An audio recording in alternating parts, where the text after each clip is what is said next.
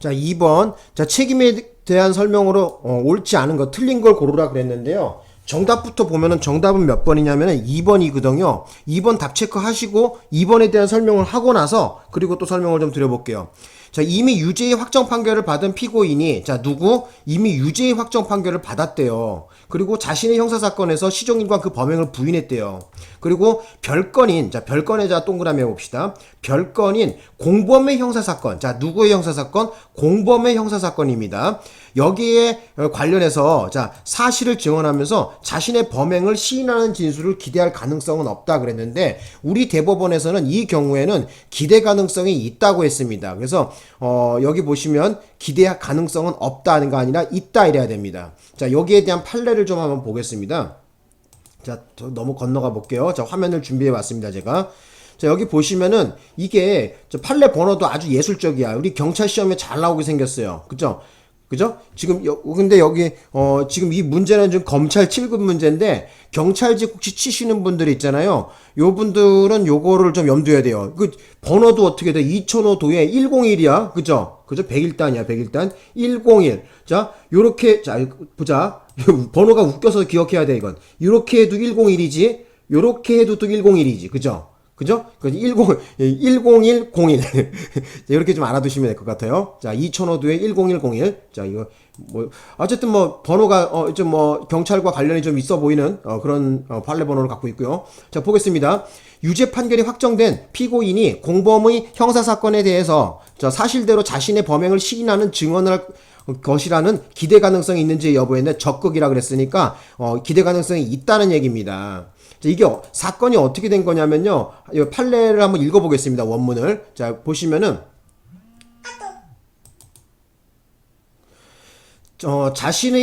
자신의 강도 상해의 범행을 일관되게 부인하였으나 유죄 판결이 확정된 피고인이 끊으세요. 일단 이 피고인은 지금 어떤 거야? 유죄 확정 판결이 났어요. 이 사람 피고인에 대한 범행을 재판부에서 인정했다는 거야. 근데 자기 자신은 근데 어쨌든 억울하다고 생각을 했겠지. 자, 별건으로 기소된 공범의 형사사건에서 자신의 범행 사실을 부인하는 증언을 한 사안입니다. 자, 이때 피고인에게 사실대로 진술할 것이라는 기대 가능성이 있으므로 위증죄가 성립한다고 한 사례다. 이렇게 나와 있어요. 그래서 이런 경우겠죠. 같이 공동해서 이제 공범으로 범행을 저질렀어. 그런데 어찌됐든 이 사람은 피고인 자신은 억울하다고 생각할 수 있겠지만 그래서 계속 이 범행 사실을 갖다가 부정해 왔거든요. 부인하는 걸 했거든요. 그런데 지금 다른 것도 아니고 지금 공범의 형사사건에 나와서 거의 와갖고도 계속 자기는 무죄를 이거는 범행한 사실이 없고 무죄다 자꾸 이런 식으로 주장을 하는 거예요. 이거 안 된다는 거야. 그런 거는. 그죠? 이미 재판부에서 이 피고인에게 유죄의 확정 판결을 받았고 유죄라는 것을 재판부에서 다 인정한 인간 아니야. 근데 자기 혼자 무슨 꿈에서 사는 것도 아니고 상상해서 사는 것도 아니고 자기 혼자 끝까지 아니라고 한다면 그것도 좀 문제가 있는 거죠. 그래서 우리 대법원에서 뭐라 그러냐면 이 피고인 보고 그만 좀 우겨라. 너는 우리가 재판 내린 거에 대해서 뭐라 그러냐? 뭐라 그래야 돼요? 사실대로 진술할 이런 기대 가능성이 있다. 이렇게 본 거예요. 자, 그러면 어디 봅시다. 이 판례 요지를 한번 가볼게요, 이제. 자, 여기 판례 요지에 가보면은, 자, 여기 왜 이러냐, 이거 좀 내려가 봅시다. 여기서부터 읽어볼게요. 자, 피고인에게 적법행위를 기대할 가능성이 있는지 여부를 판단하기 위해서는, 자, 요건 여러분, 요 판례 말고 기대 가능성이라는 바로, 그 부분을 갖다가 인정하는 그 하나의 그 판단하는 기준을 제시한 거거든요. 그죠? 뭐에 대한 기준이냐? 평균인 관점이라는 것을 여러분 평균인 기준설이라는 걸 좀 알아두십시오. 여기다 좀 적어놔. 뭐라고? 평균인 기준설. 다시 한번 평균인 기준설이라고 적어 놓으세요. 그래서 여기 보시면은 이 기대 가능성이라는 건 어떻게 그럼 따질 수 있느냐? 행위 당시의 구체적인 상황에 행위자 대신이야. 사회적 평균인을 두고 이 평균인의 관점에서 기대 가능성의 유무를 판단해야 된다. 이렇게 얘기했습니다. 그래서 여기 보시면은 또 뭐라 나오냐면 얘기 좀 긴데 한번 읽어볼게요. 자기에게 형사상 불리한 진술을 강요하지 아니할 권리가 결코 적극적으로 허위의 진술을 할 권리를 보장하는 취지는 아니랍니다. 자, 여기 여러분 알아두셨으면 해요. 자, 그래서 여기 아래 한번 또 가봅시다. 다 쓸데없는 소리고. 자, 여기 봅시다. 그래서 여기 판례는 뭐라 그랬냐면, 설사 그 피고인이 자신의 형사사건에서 시종일관 자기의 범행을 부인한다고 하더라도 그 피고인에게는 어떻게 돼요? 사실대로, 자, 여기 내려가 보자. 자, 사실대로 진술할 것을 기대할 가능성이 없다고 볼 수 없다. 그러니까 이 기대 가능성이 있다는 얘기야. 나는 근데 이 판사들이 뭐 말을 할 때 꼭 이렇게 꼬더라고요. 기대 가능성이 없다고 볼 수는 없다? 그냥 기대 가능성이 있다 이러면 되지. 왜 그걸 꼬아, 쓸데없이. 모르죠. 어쨌든 이 판사들은 또 이렇게 좀 어려운 말, 괜히 막 씨알데기 없이 그냥 어려운 말 쓰는 걸 좋아하는 것 같아요. 어쨌든 여러분 그래도 여러분들은 이 판결문을 읽을 줄 알아야 되니까 이런 데 익숙하셔야 돼요. 자, 그래서 제가 여기다 빨간 펜으로 적어 놨거든요. 자, 어쩐다고요? 기대 가능성이 있다는 거야. 되셨나요? 자, 그래서 여기 아래도 이제 또 한번 읽어 볼게요. 자, 여기 보시면은, 자, 요게 이제 중심 내용입니다. 자신의 강도상의 범행을 일관되게 부인하였으나 유죄의 판결이 확정된 피고인이 별건으로 기소된 공범의 형사사건에서 자신의 범행 사실을 부인하는 증언을 한 사안에서 피고인에게 사실대로 진술할 기대 가능성이 있으므로, 여긴 제대로 썼네. 위증죄가 성립한다고 한 사례다. 어쨌든 여러분 알아두십시오. 그래서 일단 자기는 억울하다고 자꾸 범행 사실을 부인한다고 하더라도 일단 어쩐다? 유죄 판결이 확정돼 버리면 그 피고인은 일단 사실대로 진술할 그 기대 가능성이 있다고 본 거예요. 그래서 여러분 시험에 뻔질나게 잘 나오는 거고요. 그리고 또 말씀드리자면은 이게 지난 2019년에 변호사 시험에도 나왔고요. 2020년 7급에도 나왔고요. 그 다음에 또 법원직에도 나왔었고, 그 다음에 또 어디에 나왔었지 이게? 2014년에도, 15년에도 나왔습니다. 15년에도 일반 경찰 시험에도 나왔었고요. 그리고 간부후보생 때 2016년 간부후보생 문제에도 나온 바가 있습니다. 어쨌든 여러분 요거 아셔야 돼요. 중요합니다. 기대 가능성 관련해서 최근 앞으로 향후 한 3년 안에 치러질 시험에는 반드시 기대 가능성 바로 요걸 물어본다고 한다면은 출제자가 요거 한 번씩 낼 수 있는 확률이 높아요. 다시 한번 말씀드릴게요. 자, 유죄 확정 판결이 된 피고인이 공범 형사사건에서 자기의 범행 사실을 부인하는 이런 증언을 했거든요. 자, 이 경우에 그 피고인에게 사실대로 진술할 기대 가능성이 있기 때문에 여기서 와서까지 끝까지 자기가 범행 사실이 없다고 하면서 진술하게 되면은 위증죄가 성립한다는 것을 아셔야 됩니다. 자, 여기까지 설명을 드렸고요. 다시 문제로 돌아가 보겠습니다.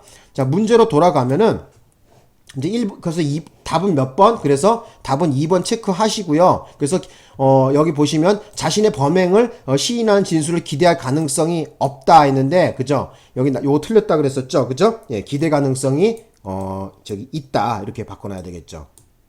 여기 글씨가 왜 이렇게 안 써지냐, 그죠? 예, 기대할 가능성이 있다 이렇게 좀 적어놓으십시오. 자, 되셨고, 이제 나머지 이제 정답이 되지 않는 건, 이제 나머지는 쉬워, 이제 봅시다. 심신장애의 유무는 그 판단에 전문 감정인의 감정 결과가 중요한 참고 자료가 되지만, 법원은 반드시 그 의견이 구속되는 것이 아니라 독자적으로 판단한다 그랬었죠? 여러분들 아셔야 되는 것은 뭐냐면은, 이 법원은 말이에요. 그 또라이인지 반또라이인지 있잖아요. 심신장애 유무. 그 판단하는 데 있어서, 바로 이 감정인의 감정 결과에 구속되지 않습니다. 그죠? 이거 좀 알아두셔야 됩니다. 구속되지 않고, 자, 그 판단은 칼자루는 누가 지고 있다? 법원이 갖고 있고요. 법원이 판단해서 미친놈이면 미친놈이고, 그죠? 제정신이 아니면 제정신이 아닌 거예요. 그리고 정상인이라고 보면 정상인이고요. 아무리 감정인이 감정 결과가 이렇게 나왔으니까, 피고인은, 뭐예요? 범행 당시에 맨정신이 아니었습니다. 돌았습니다. 아무리 얘기해도 소용없어요. 자, 그 칼자루는 누가 지고 있다? 법원이 지고 있습니다. 되셨나요? 자, 되셨고, 이제 어디로 가보시냐면요. 이제 3번으로 한번 가볼까요? 3번. 자, 3번 설명을 해보겠습니다. 3번 보시면은, 3번도 쉬워. 자, 원인에서의 자유로운 행위 알죠? 원자죠? 형법 제10조 3항이죠. 그죠? 행위와 책임의 동시 존재의 원칙을 고수하는 구성요건 모델설에 의하면은 원인 행위시를 기준으로 실행의 착수를 인정한다. 이렇게 동그라미 쳐놓으시면 되고요.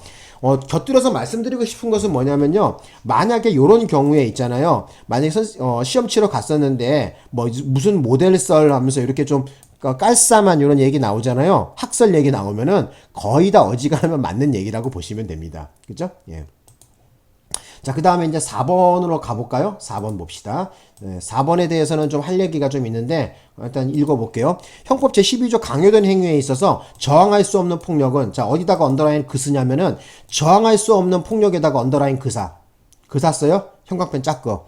자, 그 다음에 형광펜 색깔 바꿔갖고, 매우 중요한 겁니다. 자, 여기에 뭐에 형광펜을 긋냐면은, 심리적 의미. 자, 심리적 의미 언더라인 그사요. 자, 중요합니다. 자, 우리 형법 12조 강요된 행위에서 말하는 저항할 수 없는 폭력이라는 것은 무슨 의미다? 심리적 의미에서의 바로 폭력을 의미하는 거예요. 중요한 것은 뭐라고요? 심리적이라는 거예요. 시험 문제에서 어떻게 나온 바가 있냐면요. 저항할 수 없는 폭력이란 물리적 의미에서 있어서의 폭력을 말하므로 아니면 물리적 의미에 있어서 육체적으로 어떤 행위를 하지 않을 뭐 이렇게 얘기가 나온단 말이에요. 그래서 요 단어를 갖다가 빼버리고 뭐로 바꿔놓냐면은 물리적 의미 아니면 뭐라 그러죠? 뭐라 그래? 뭐 그런 거 하나 아무거나 내세우겠죠? 여러분 아셔야 됩니다. 다시 한번 말씀드릴게요. 저항할 수 없는 폭력의 이 폭력이라는 것은 무슨 의미에 있어서 폭력이다? 바로 심리적 의미에 있어서 폭력이라는 걸 알아두십시오. 12조에서 말하는 강요된 행위. 그래서 여기 보시면은 어떤 행위를 절대적으로 하지 아니할 수 없게 되는 경우와 윤리적 의미에 있어서 강압되는 경우를 의미한다. 뭐 대표적인 사례가 이런 거겠죠. 뭐 12조의 강요된 행위 이런 경우에는 어떻게 된다는 거야? 벌하지 않는다는 얘기겠죠. 그 뭐라 그래야 돼? 회사의 기밀을 빼오지 않으면은 너를 너네 집 처자식을 다 불질러 갖고 몰살시켜 버리겠다. 뭐 이렇게 협박을 했다든지. 그럼 어떻게 돼요? 그 사람이 되게 막 심리적으로 쪼들리겠죠. 그죠? 뭐 이런 경우 아니면은 이번에 은행에서 돈을 훔쳐오지 않으면은 너의 딸내미를 성폭행을 하겠다. 뭐 이런 놈들 있잖아요. 영화 같은 거 보면 나오잖아요. 그런 거 전부 다 어떤 마음을 거기다 적어놔.